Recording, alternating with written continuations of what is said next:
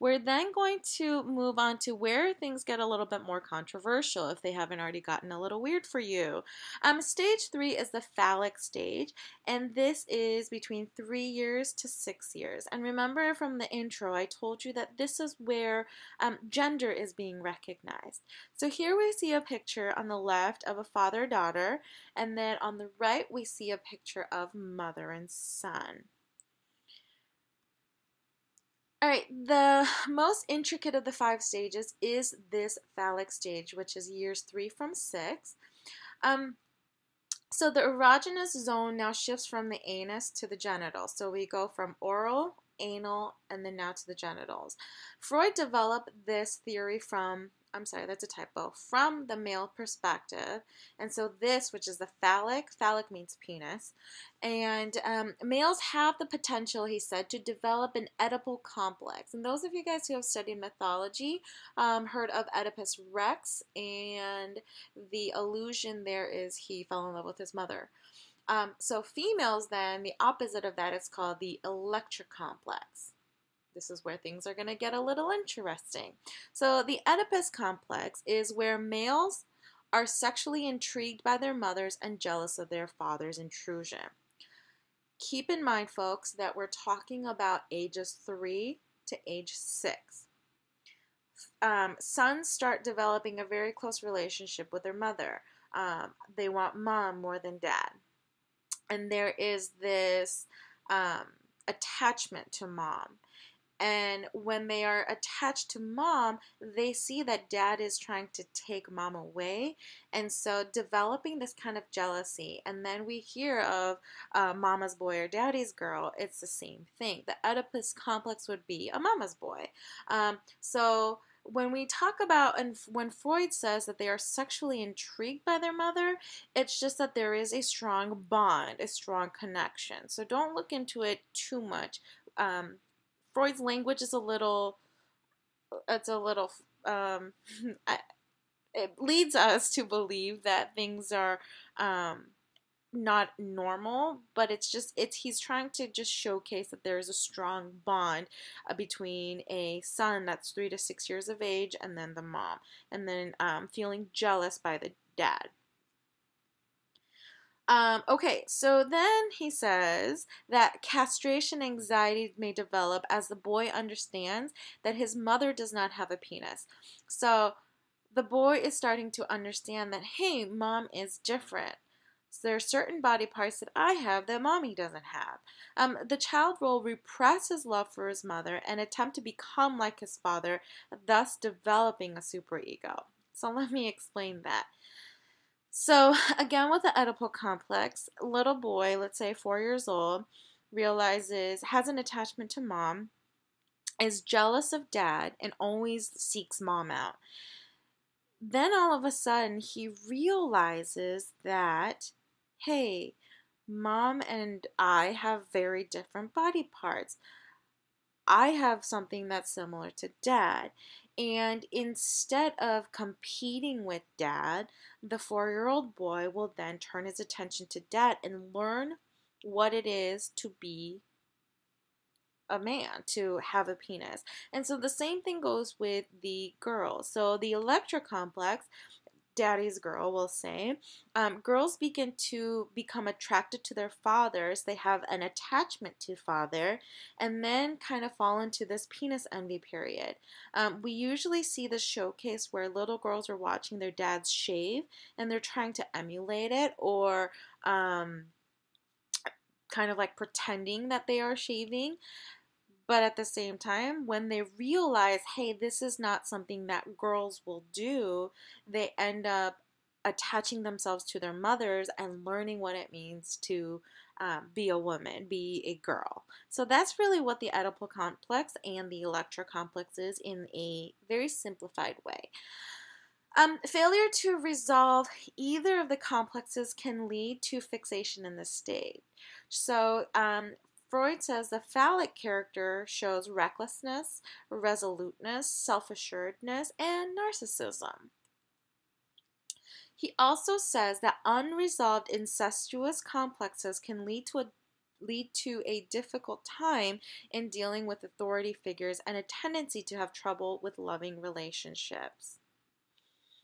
Boys and girls eventually decide to identify with the same-sex parent due to the strong competition against the same-sex parent, sorry.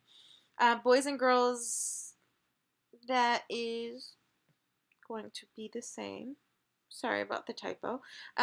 So the last point on this slide, a fixation at this stage could result in sexual deviances, both overindulging and avoidance, and weak or confused sexual identity according to psychoanalysts. Some believe that children who develop in single-parent or abusive households never move past the phallic stage, leading to daddy issues or mommy issues or etc. This is highly controversial, like I stated before, but these are some of the theories and some of the modern theories that stem from Freud's psychosexual development.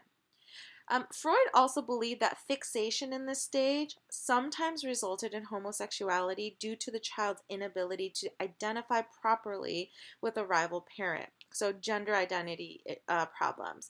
So if there was a son being raised by a single mother, Freud said that that son would have gender identity problems because he didn't have a father to teach him the ways of being male. So there's a lot of problems and holes in that theory, but that is what he believed. If the phallic stage is resolved properly by the ego, the child will then move, sorry, another typo, the child will then move into the latency stage, which is stage 4, which is the most peaceful interval in a person's psychosexual development. So stage 4, the latency stage, is actually true. It's the most peaceful stage. It is the stage where, as you can see by the image, girls stick to girls, boys stick to boys. There's no real sexual, like anything that has to do with sexual urges. This is where everybody's individually developing themselves, figuring out what their interests are and who they are. So stage 4, latency, it is from 6 years of age to about puberty. So most of your school, K-12 school stage is going to fall into this. Not necessarily a stage in psychosexual development. It is more of a transitioning period between the phallic stage and the genital stage, which comes after this, and which is the final stage of Freud's psychosexual development. Sexual drive is dormant, which means it's sleeping during this time, so there is no sexual drive. Children in this stage repress their sexual desires to focus on areas like academics, athletics, who am I, what am I good at, so finding their own identities during this time. Same-sex friendships develop during this time as well, not to be confused with homosexual relationships. Remember, there is no sexual drive during the latency stage. Children just associate with those of the same sex. This is the cootie stage, right? Boys don't want to really hang out with girls, and girls want to keep to themselves, and they don't really mix because they're identifying themselves and figuring out who they are in this larger scheme of the world. The latency stage is vital to a person's exploration of academic pursuits and subjects that are not sexually oriented. However, this perspective soon changes radically because we go into the next step, which is the final stage of Freud's psychosexual development, and it's called the genital stage. And this is puberty until death. So that's quite a big stage for you. But let's see what he says. Freud says that following the latency stage, the child's sexual urges are aroused once more. This time, the erogenous zone shifts to the genitals. And remember, we were at the genitals with the phallic stage, and now we are back to that, coming back to the sexual urges, because stage 4 in the latency stage did not have the sexual urges. This stage is inversely related to the other psychosexual stages, meaning that less exposure in the other stages will result in higher levels of sexual expression in the genital stage. And we'll talk about that a little bit more. But Hopefully this clears it up. If a child were to focus on the phallic stage, then he would establish that Oedipal defense mechanisms and would not move into that latency stage properly, and then on the genital stage. If you remember back to contemporary perspectives, we talked about defense mechanisms. We talked about repression and hiding our sexual stage or sexual urges and repressing some of those emotions and feelings. And so Freud said, if you repress, it's gonna come back stronger. So that's kind of the inverse relation that he's talking about.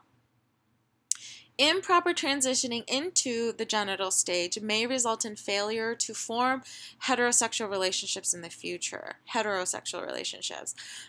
Through the lessons learned during the previous stages, adolescents direct their sexual urges onto opposite sex peers with the primary focus of pleasure in the genitals. So this is that relationship building, the maturity, going to the genitals for actual sexual urges is what he's saying.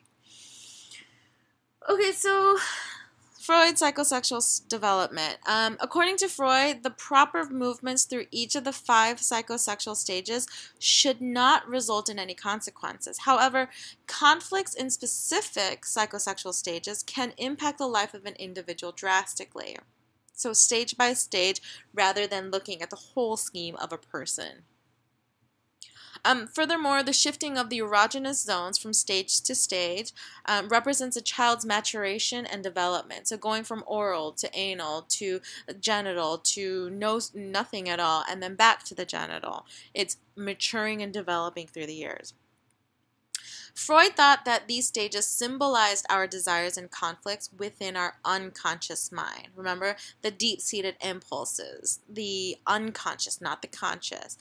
However, not many psychologists still recognize his work, including these stages, as valid because of a lack of evidence or proper research. What are your thoughts?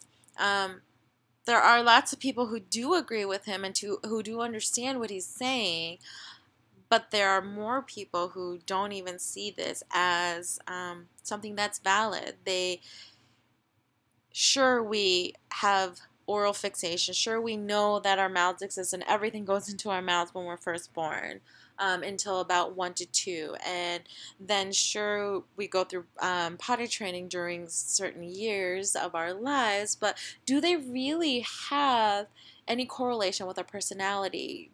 Is the whole what makes people anal retentive, what makes people anal explosive, like, is that absolutely true, or are they just correlations that Freud kind of came up with using his theory of the conscious mind and the unconscious mind? I turn it over to you. What do you think? This is a lot to take in. Again, it is one of the most controversial theories out there.